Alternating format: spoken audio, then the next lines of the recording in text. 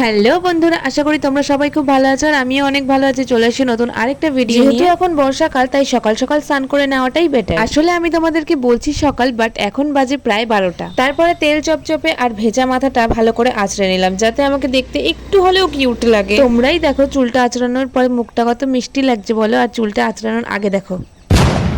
তো এখন আমি তুলে নিচ্ছি ফুল। আগের ভিডিওতে আমি তোমাদেরকে দেখেছিলাম যে বাড়িতে কত রকমের গাছপালা আছে, তো তোমরা যদি সেই ভিডিওটা দেখে না থাকো তাহলে অবশ্যই গিয়ে দেখে। তো এখানে আমার ফুল তোলা কমপ্লিট হয়ে গেছে। চলো এবার যাব আমরা পুজো দিতে। আরে না না, পুজো দিতে কোথাও যাব না, বাড়ির পুজোই দেবো। তো এই তো ঘরের ঠাকুরকে পুজো দেওয়া কমপ্লিট হয়ে গেছে। শুনেছি ঠাকুর তাদেরকেই সাহায্য করে যারা নাকি খুব পরিশ্রমী। আচ্ছা, এই কথাটা কি সত্যি? পরিশ্রমী ব্যক্তিরা পরিশ্রম করেই নিজেদের সাফল্য নিয়ে আসে, এদের কারোর উপর নির্ভরশীল হতে হয় না। তাই পরিশ্রমী ব্যক্তিদের ভগবান তো সাহায্য করবেই। তাই আজকে থেকেই তোমরাও পরিশ্রম করো, ভগবান তোমাদেরকেও সাহায্য করবে। তো কি, অনেক তো জ্ঞান দিয়ে ফেললাম, চলো এবার একটু বসে বসে পেয়ারা খাওয়া যাক। কি ভাবছো এত ছোট্ট পেয়ারা, কোষ্টে পেয়ারা কোথা থেকে নিয়ে এলাম? আরে আমার ভাই একটা গাছ থেকে নিয়ে এসেছে, বাট পেয়ারাগুলো জাস্ট অসাধারণ। এগুলোকে মনে হয় দেশি পেয়ারা বলে, এগুলো আমি ঠিক জানি না, মানে কি পেয়ারা বলে আমি জানি না, বাট খেতে কিন্তু অসাধারণ। এগুলোর ভেতরটা একটু লাল টাইপের হয়। আমি পেয়ারা খেতে খেতে এই পাশে ঘুরে দেখি যে ভাই গাছের উপরে হর হর হর হর করে উঠে যাচ্ছে। আর আমি ক্যামেরা করছিলাম বলে ও গাছের মগডালে উঠে লুকানোর চেষ্টা করছিল, বাট ক্যামেরা কি এড়ানো যায়?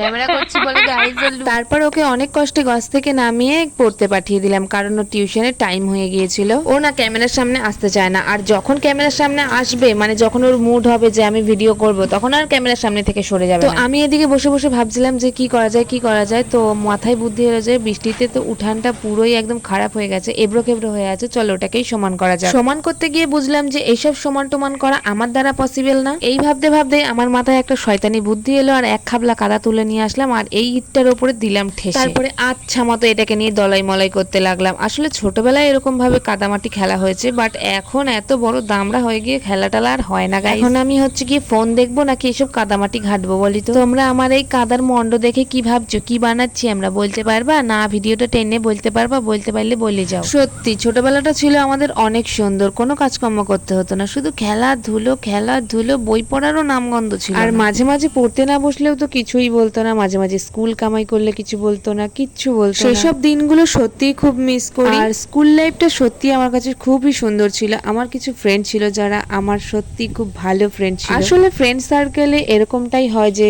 কিছু কিছু ফ্রেন্ড ভালো হবে, কিছু কিছু ফ্রেন্ড খারাপ হবে, আবার এর কথা ওকে লাগাবে এমন ফ্রেন্ডও আছে। সবকিছু মিলিয়ে এই স্কুল লাইফটা আমার খুব ভালো কেটেছে। খুব মিস করি ওই বান্ধবীদের সাথে ঘোরার দিনগুলোকে, বান্ধবীদের সাথে আড্ডা, খেলাধুলা সব। স্কুলে একবার কর্মশিক্ষায় আমাদেরকে মাটির কাজ দেওয়া হয়েছিল যে ভারতের ম্যাপ এঁকে নিয়ে যেতে লাগবে, আর সেই প্রজেক্টটা দিয়েছিল যে আমাদের একটা রাগী ম্যাম যাকে ক্লাসের সবাই ভয় পায়। সেই প্রজেক্টটা করতে গিয়ে তো সবার হালুয়া টাইট হয়ে গেছিল, কারণ সেটা ছিল ভূগোলের একটা প্রজেক্ট, তো সেটা আমাদের করতেই হতো, নাহলে আমাদের প্রজেক্টে নাম্বার কেটে দিত ম্যাডাম। ওই ম্যাপের ওপরেই আর কি পয়েন্টিং করতে হবে, যাকে বলা হয় ম্যাপ পয়েন্টিং করতে হবে। যাই হোক ওইটাই আমি করে নিয়ে গেছিলাম, বাট এক জায়গা থেকে একটু জাস্ট অন্য জায়গায় একটা পয়েন্ট করে ফেলেছিলাম, তার জন্য একটা মোটা কঞ্চি আমার পিঠে ভাঙা হয়। আর বাদ বাকি গল্পটুকু না হয় পরের ভিডিওতে করবো তোমাদের সাথে। চলো দেখা হচ্ছে নেক্সট ভিডিও।